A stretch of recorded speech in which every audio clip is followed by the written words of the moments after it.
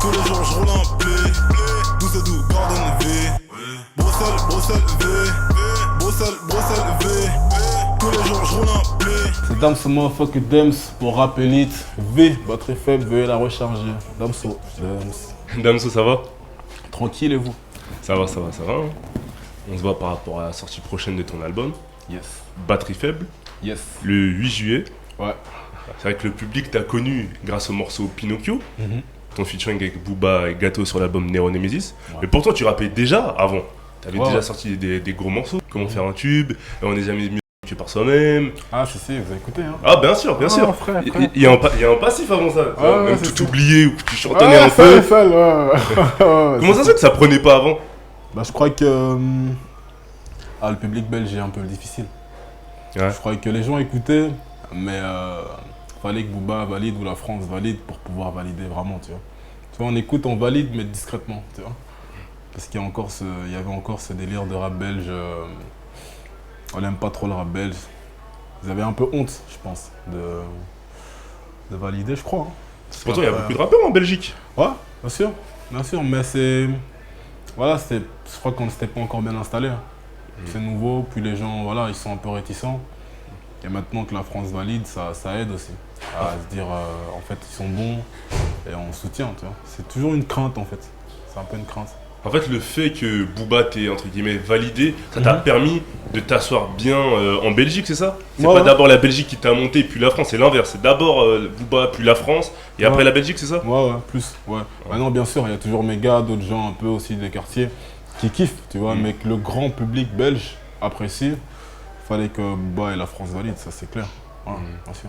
D'accord, donc c'est un peu plus compliqué quand on vient de Belgique par rapport sûr. à quand on vient de France. Ouais. Même avec Internet et le développement des réseaux Ouais, sociaux. Bien sûr, parce que les réseaux sociaux, ça fonctionne comment? Tu peux mettre sur Facebook, sur YouTube, mais tu partages avec tes amis, et tes amis qui partagent à leurs amis, tu vois.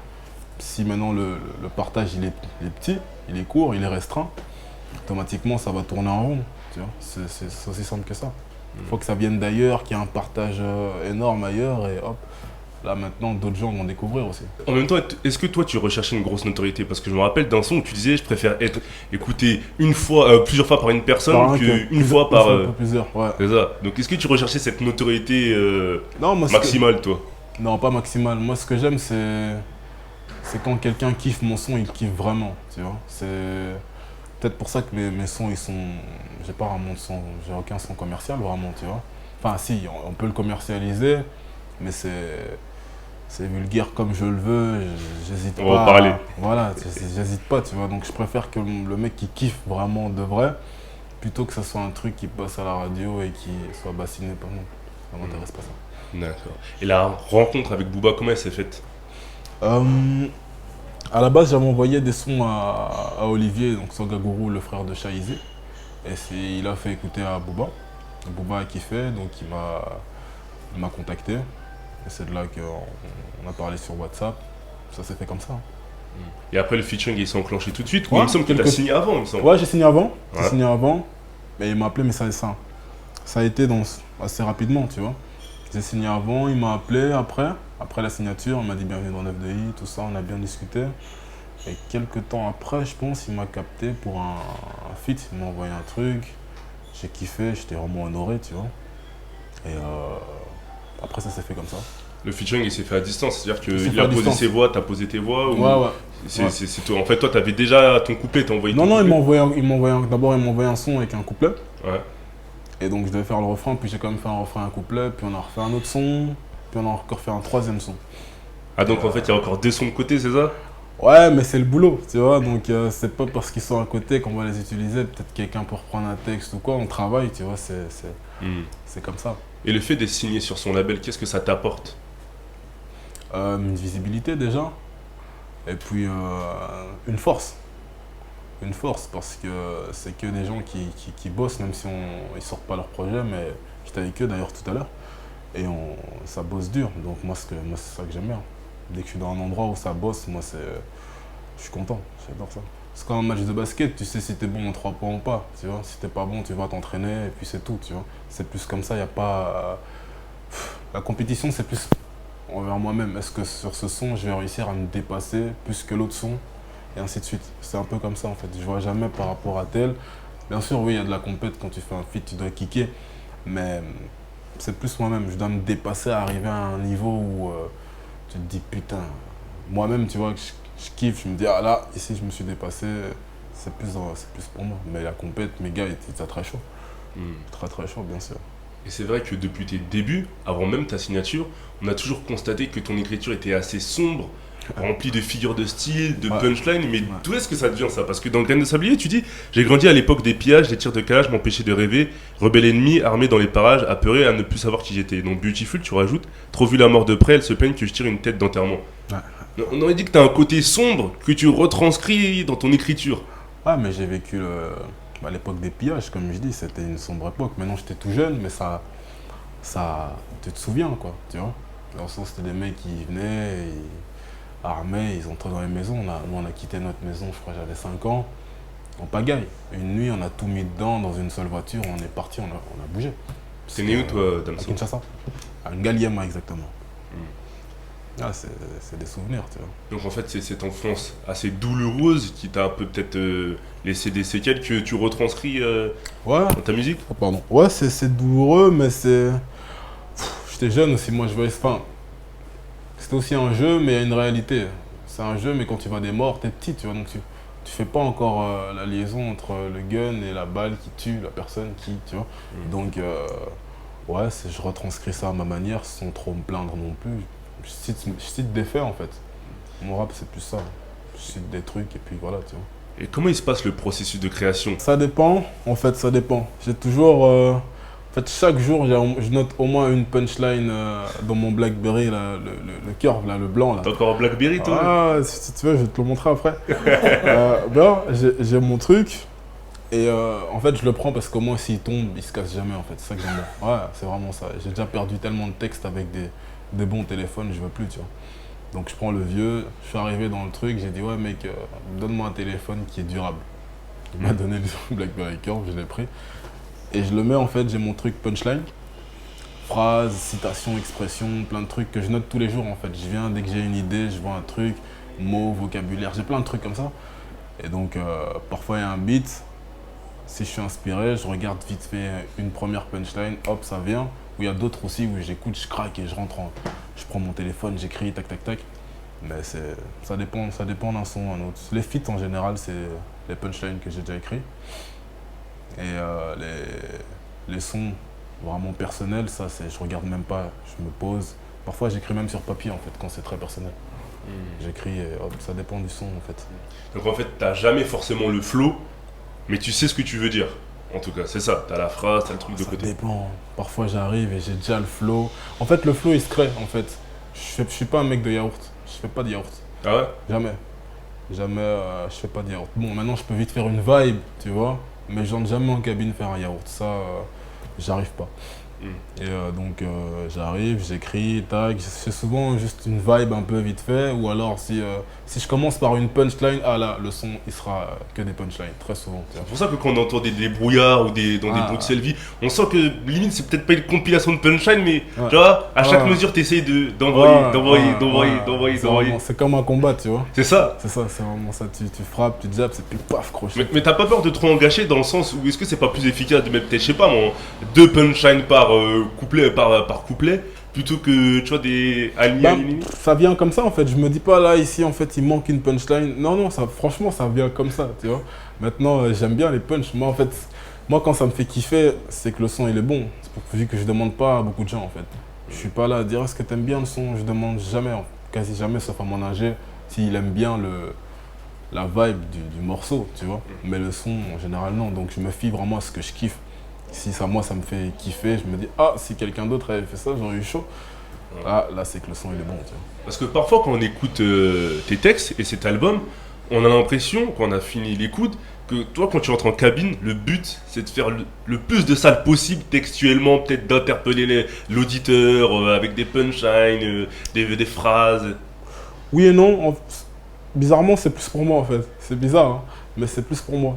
Ça te fait rire? Ouais, moi, si je kiffe, mais ça dépend des sons. Il y a un son dans l'album qui s'appelle Amnésie. Ça n'a rien à voir avec des punchs. On va en parler d'ailleurs. Ça, voilà, c'est venu comme ça. Graines de Sablier aussi. Au final, j'avais d'abord le refrain. parce que ma mère, elle est encore toujours malade, donc ça m'a parlé directement et puis j'ai mis quelques punchlines dans le son parce que j'aime bien ça, mais ça dépend. D'ailleurs, dans Amnésie, tu parles d'une fille, d'une femme qui voulait envisager une relation sérieuse avec toi, et toi tu ne voulais pas. Il me semble qu'elle s'est suicidée. C'est une histoire vraie, ça, ou... C'est une histoire vraie, Parce qu'en fait, t'en parles avec une certaine légèreté, un certain... Je sais pas, c'est un recul ou quoi ou... Ouais, c'est un recul et des remords sombres, comme je l'ai dit à la fin du truc. Ouais. Maintenant, c'est à 80% vrai, tu vois, il y a des trucs qui se rajoutent un peu, mais c'est parti d'un truc assez vrai dont je parlerai pas trop parce que c'est très sensible quand même, je t'avoue. Ouais, c'est vrai, parce que tu vois, quand on écoute le titre, en fait, on sait pas sur quel pied tu danses. Est-ce que c'est de l'humour? Est-ce que c'est un mélange de vérité? Tu vois, non, c'est un mélange, c'est l'histoire d'un mec qui a déconné mais qui veut pas assumer. C'est un peu ça, tu vois.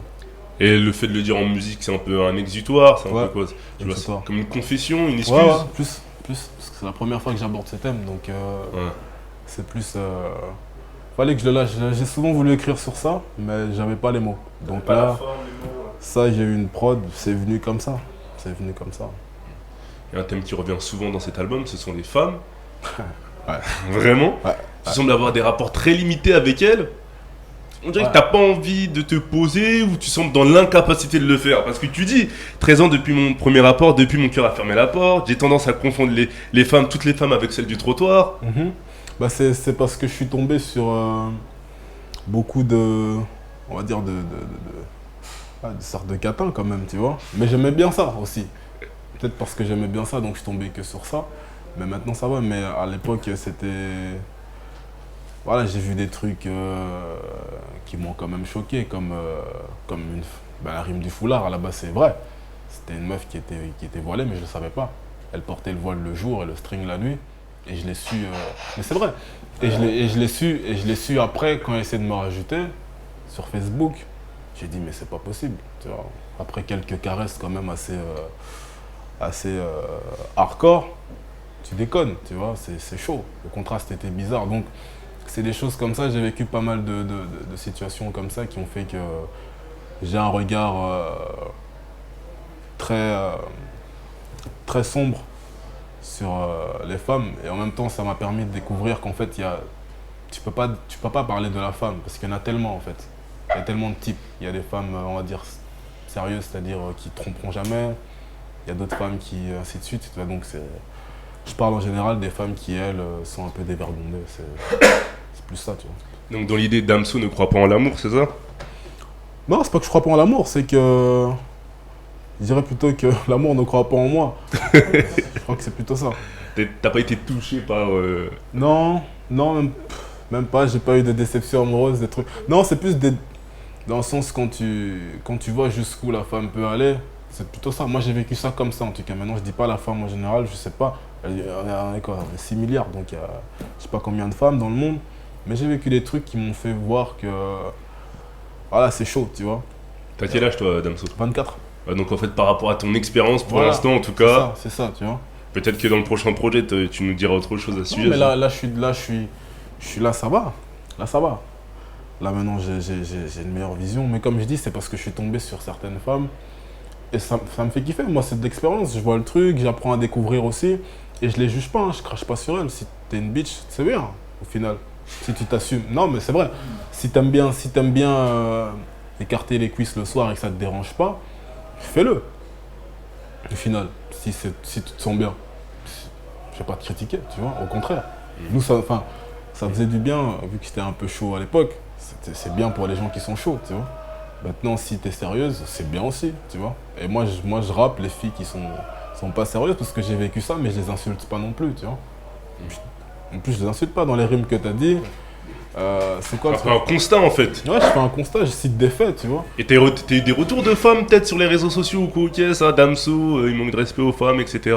Dans ses punchlines ou quelque chose comme ça? Non, parce qu'elles savent très bien que je manque pas, je cite des faits, tu vois. C'est pas comme si je dis toutes les femmes sont des putes. Ouais, là, le mec il déconne, tu vois. Mais là, si je dis oui, dans Autotune, au final, je manque pas de respect aux femmes, tu vois. Ouais, tu racontes des cas précis en fait, tu parles des cas précis. Ouais, bien sûr, c'est toujours en fait, très souvent mes punchlines c'est des cas précis. Très souvent, quasi toutes en fait. Dans cette tâche, j'ai nagé le crawl, pourtant son mec vient me check de l'épaule, c'était un cas précis. Tu vois, donc c'est des trucs que je raconte, je parle pas des femmes en général, c'est que des trucs bien précis, tu vois. Bon, maintenant les gens ils craquent un peu. Et toujours en les amenant de façon imagée, Ouais, j'aime bien ça. des figures de style pour Ouais. faire rire, enfin pour te faire rire, je pense d'abord. Ouais, je kiffe. Ouais, je kiffe un peu. Ouais. Mais t'as pas l'impression de limiter parfois ton écriture à certaines thématiques? C'est-à-dire les femmes, frapper le game, tu vois? Non. Après l'amour que tu portes à ta mère, t'en parles aussi. Ouais. En fait, c'est le vécu. Si demain j'ai un gosse, je vais parler d'autre chose. C'est comme ça. Par exemple, quand j'écoute même les sons d'avant, il y a d'autres choses que j'abordais parce que là je faisais des études, donc je parlais plus de Beautiful. D'ailleurs, je l'ai créé il y a longtemps. Donc je parle d'études un peu, tu vois. Donc je parle d'un autre truc et c'est comme ça, c'est avec le temps. Si demain je viens un truc, là, que je vais parler de ça, tu vois. J'ai pas un truc en me disant je vais parler des femmes, d'ego, des meurtres. Non, ça vient, tu vois. Et d'ailleurs, tu parles de la censure dans cet album, c'est dans Graines de Sablier, tu dis t'es trop vulgaire, tu seras censuré Damso, enfin ce qu'on pourrait te dire Ouais. quoi. Mhm. Et dans l'idée, t'as pas peur de ça? De te Bah, fermer après, des là- portes? Je m'en fous. Franchement, j'en ai rien à foutre. Je me dis à la base, le rap c'est pour que je kiffe. Si tu veux que je passe en radio mais que je kiffe plus mon rap, va te faire foutre, ça c'est clair. Tu sais, enfin, pas toi, hein, mais je dis. Ah, bien sûr, je comprends. Non, ça sert à rien. Tu vas commencer à rapper ou en concert un truc qui te parle même pas. Mais tu dis pas parfois, bon, peut-être Non. cette insulte ou celle-là, je devrais peut-être l'enlever, sait-on jamais? Non. C'est arrivé une fois ou deux parce que là j'ai compris qu'on n'allait pas comprendre ce que je voulais dire. Donc j'ai enlevé, c'est surtout par rapport à ça, j'enlève. Ça arrive une fois ou deux, hein, où je sais que là, ah non, là on va pas comprendre ma punchline. Donc je vais changer 2-3 mots. Mais si c'est pour la censure, non. Ça je. Non. Pourtant, dans ta vidéo Comment faire un tube, tu sais les recettes du succès, Mhm. plus ou moins, mais toi, tu veux pas t'y plier. Après, il y a plusieurs recettes, je pense. Mhm. T'es Ouais, pas obligé plusieurs. que de suivre un chemin. Toi, tu veux passer avec le Damso. Ouais, non, mais en Punchline plus, vulgaire c'était et- une condition. Quand j'avais demandé, avant de signer, j'avais dit qu'il n'y a pas de souci, moi je suis chaud, je suis vraiment très content, c'est une maison prestigieuse, mais tant qu'on ne touche pas à ma musique. Moi, ça c'est la base. Tu peux faire ce que tu veux, mais tu touches pas à ma musique. Tu peux me donner des conseils pour que j'améliore ma musique, tu vois. Dans le sens, ouais, non, essaye plutôt de ce genre de beat ou un truc comme. Peu importe, tu vois, tant que ça améliore ma musique. Mais si c'est pour qu'elle passe bien, pour qu'un mec que je connais même pas, qui connaît pas mon vécu, pour qu'il kiffe ce que je fais, parce que ça passe en radio, non, je m'en fous. Je préfère des gens qui sont touchés par ce que je raconte et qui se disent ah ouais non c'est bien, voilà c'est vulgaire mais au moins ça me parle. Voilà. Et puis moi je comprends ça, tu vois, c'est comme quand quelqu'un t'énerve, tu dis ouais tu me casses un peu les bonbons, et puis l'autre qui t'énerve, tu dis putain tu me casses vraiment les couilles. Celui qui dit tu me casses vraiment les couilles, ça te parle plus, tu t'arrêtes tout de suite, tu vois. L'autre qui dit casse les bonbons, t'es un peu là, ouais bon vas-y tu continues, tu vois. C'est ça en fait. D'accord. C'est vrai qu'en parlant de façon de poser, Mhm. dans cet album, t'as peut-être un peu deux façons de poser. Une un peu plus rap avec un flow tranché comme Débrouillard, Bruxelles Vie, et l'autre avec un flow peut-être un peu plus lent, chantonnant rap, Ouais. comme dans Graines de Sablier, tu vois, Ouais. ou dans Amnésie. Et dans quelle façon tu t'épanouis le plus artistiquement? Ah, les deux, hein. Les deux, je crois. Ça dépend. Ça dépend. J'aime bien. Ça dépend, en fait. Ça dépend. Il y a des sons Bruxelles Vie aussi. J'aime bien quand tu vois, ça kick un peu. Ouais. Paf. Et puis Amnésie, Graines de Sablier. J'aime bien, en fait. Les deux, ça dépend. Ça dépend de la prod. J'aime bien. J'ai pas un kiff. C'est comme ça. D'ailleurs, si tu devais retenir un morceau, Pouah, retenir. parmi ceux qui ne sont pas en promo, bien sûr. Ah, ceux qui sont pas en promo. Ceux qui sont pas en promo, ceux que les gens ne connaissent pas. Bon là c'est Amnésie parce que j'ai réussi à faire un truc que je savais pas faire avant. C'est-à-dire que j'ai laissé parler la plume. C'est un des rares sons où j'ai... En même temps je les aime tous parce que à chaque fois il y a une histoire pour chaque son. Tu vois, Quotidien de baiser c'est un autre truc. Mais c'est compliqué ta question. Ouais, Beauty Flugger, Graines de Sablier aussi, tu te confies un tu peu. vois, c'est compliqué. Ouais. Je kiffe chaque morceau que je fais en fait. C'est pour ça qu'il n'y a pas... Il n'y a pas un son, je dis bon, je l'aime bien vite fait, celui-là je vais le mettre. Non. Chaque son, c'est comme un album en fait.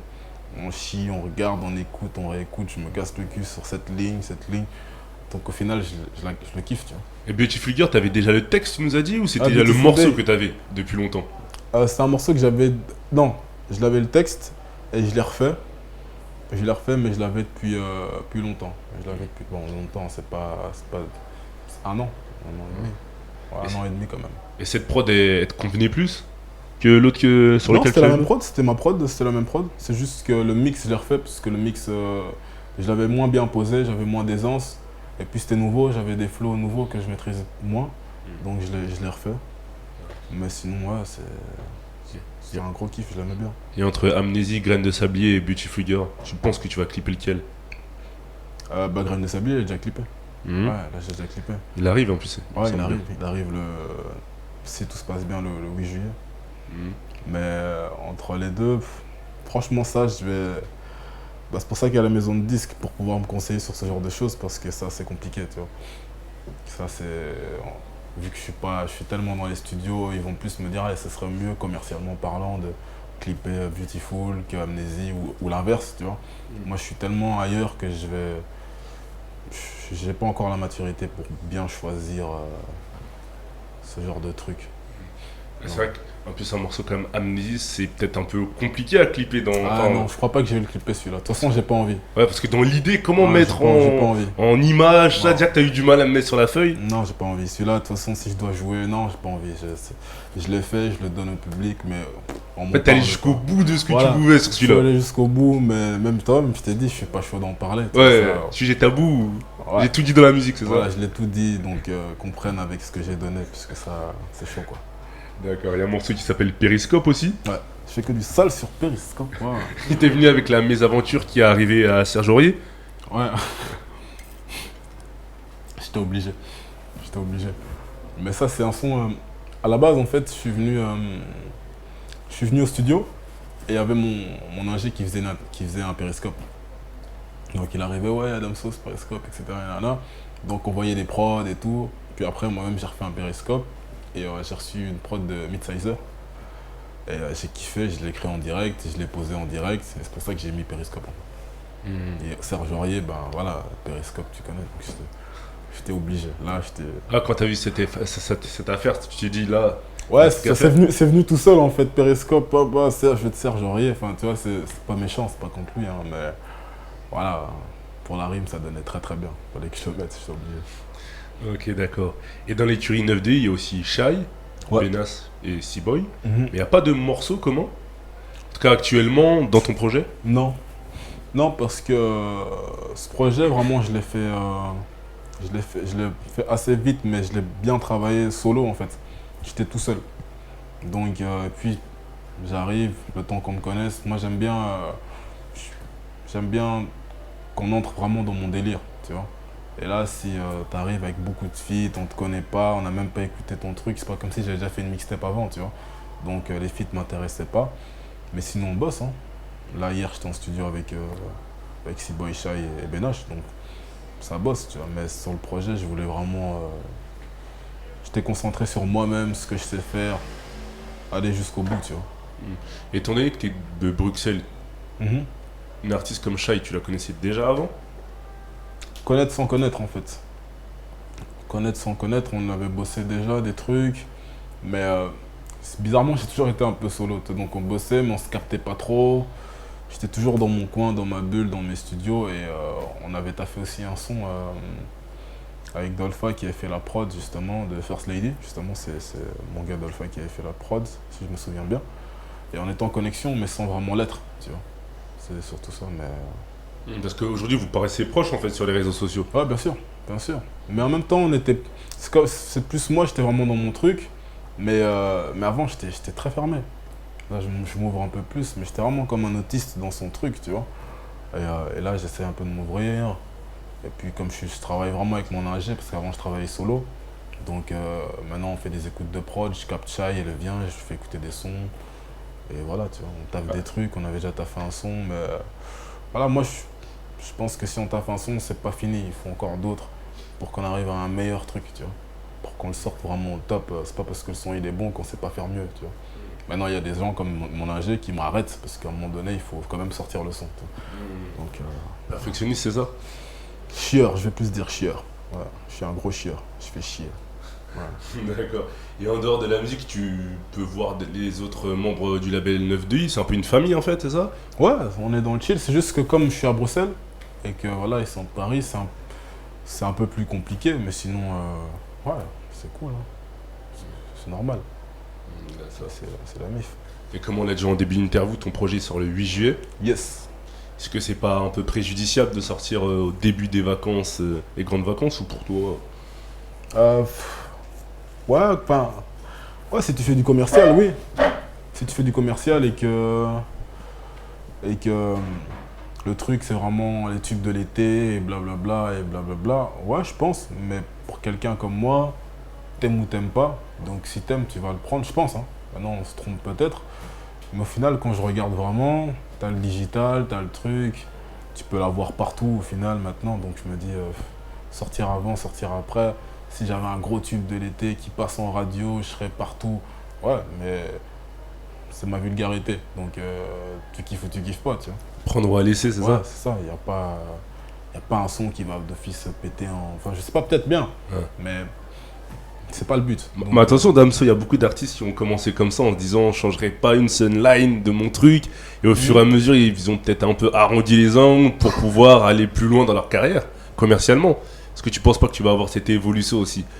Regarder ta poche et te dire ah non, mais en fait, ce que je fais, ça génère pas assez de revenus. Si j'arrondissais un peu les angles, peut-être que. bah, les tubes sans prétention, hein, j'en sais en faire. Sans prétention, dans le sens, je connais la recette. Un petit truc chanté, tu parles d'amour, de tromperie, ah, nana, tu finis par un truc doux, ça va. Mais si j'ai refusé, que j'ai préféré faire mon truc, quitte à dormir dans la rue, tout ça, c'est pas maintenant que ça va changer, tu vois. Pas du tout. Les tubes, on sait en faire, j'ai des potes même, ils savent faire des trucs, mais ce qui est bien, c'est qu'on est arrivé à une maturité de la plume qui fait qu'on sait vraiment faire des trucs un peu plus différents, on sait vraiment entrer dans des délires. Mais moi, si ça me parle pas, je pourrais pas en fait. Je peux pas entrer en studio si ça me parle pas, tu vois. Maintenant, si plus tard, ma plume, elle s'arrondit d'elle-même, et que, comme je dis, j'ai un gosse, j'ai d'autres trucs, je vis d'autres choses, ou en même temps, je suis jeune, tu vois, je vais pas parler du monde, qu'est-ce que je connais, moi, du monde, tu vois. Je suis jeune, j'ai 24 ans, et je vais te dire quoi, tu vois. Maintenant, si plus tard, peut-être à 30 ans, je commence à sentir un truc, j'ai envie de donner des conseils, peut-être, tu vois, et que mon son, il passe bien en radio, parce que la plume, elle s'arrondit d'elle-même, ah, bien sûr, je passerai en radio. Mais de moi-même, vraiment venir forcer ma plume, non, ma plume, elle va me faire... elle va partir. Okay. Si je l'agresse, elle va partir. C'est un travail d'équipe. Et quels objectifs tu vises avec ce projet? Qu'on monte dans mon univers, ouais, qu'on me comprenne surtout. Qu'on me comprenne, qu'on attrape un peu, qu'on attrape mes sonorités, qu'on comprenne que... Tu vois, comme quand tu arrives à un moment donné, tu dis ah ça c'est du Booba, ça c'est du tel, ah ça c'est du Damso, tu vois. Tu arrives à entrer vraiment dans mon univers, c'est surtout ça. Après, ben, on va se lâcher encore un peu plus. T'as un dernier mot à ajouter, Damso? Bah, batterie faible, veuillez la recharger, le 8 juillet. À part ça, j'ai rien. Ah ouais, vie quand même, c'est... Bruxelles, V, Bruxelles, V. Tous les jours, je roule un blé. Tout ça doux.